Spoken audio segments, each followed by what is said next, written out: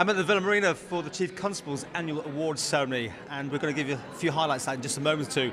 But there was one special award given out today. A four-legged friend received it. We've got a long service and good conduct medal, which is unusual, to say the least. Police dog Roscoe joined the Isle of Man Constabulary in April 2003, and it's partnered Constable Ray Brondon as a general purpose dog. It was trained in the West Midlands Police in June 2003, and they've remained an operational team in the Isle of Man since the date, until the date Roscoe retired, which was the 16th of March this year. That's equivalent in dog years service to 63 years service. So it would be wrong of us not to mark Roscoe's passing by an engraved dog tag, which, if you don't mind, this could be a YouTube sensation, couldn't it?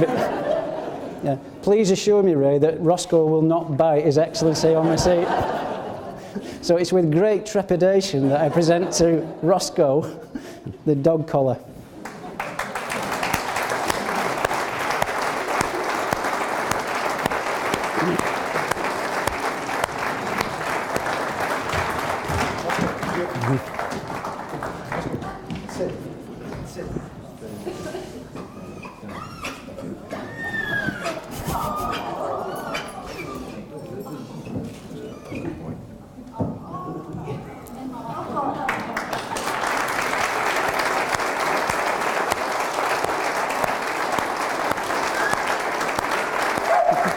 On the 5th of September, these two young officers were on routine enquiries in a property of Douglas, and they discovered a man that was attempting suicide in a very determined way by hanging himself.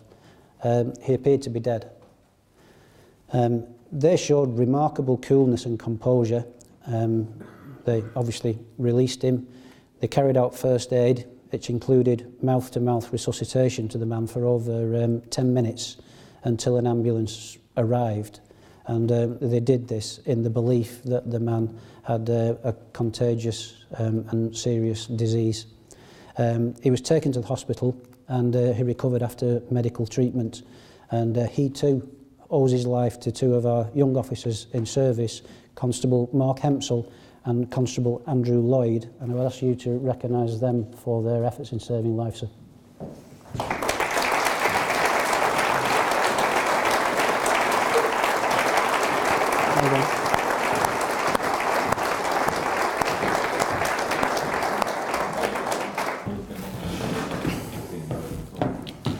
A further commendation, which was brought to my attention by His Honour Deemster Montgomery, who described it, I believe, as one of the bravest acts that he had witnessed during his time sitting on the Manx bench.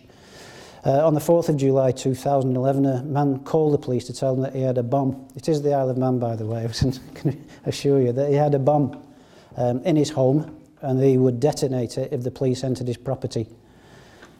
Sergeant Quirk and Constable Carl Woods attended the man's home in Douglas, and he could see that he had an improvised device which consisted of 2 yellow gas containers, some green hose pipe and a mobile phone, and the device had every appearance of being viable. He made threats to the officers and told them that he would detonate the device. They made efforts to negotiate with him, but he was intransigent and he continued to make threats. He was in a built-up area where other members of the public were in proximity of the house. And when the officers heard gas escaping from the device, he again threatened to detonate it by pressing a button on the phone. Without thought for their personal safety, they entered the room as the man pressed the button and dragged him away from the device and out of the property, still believing the device to be a viable one.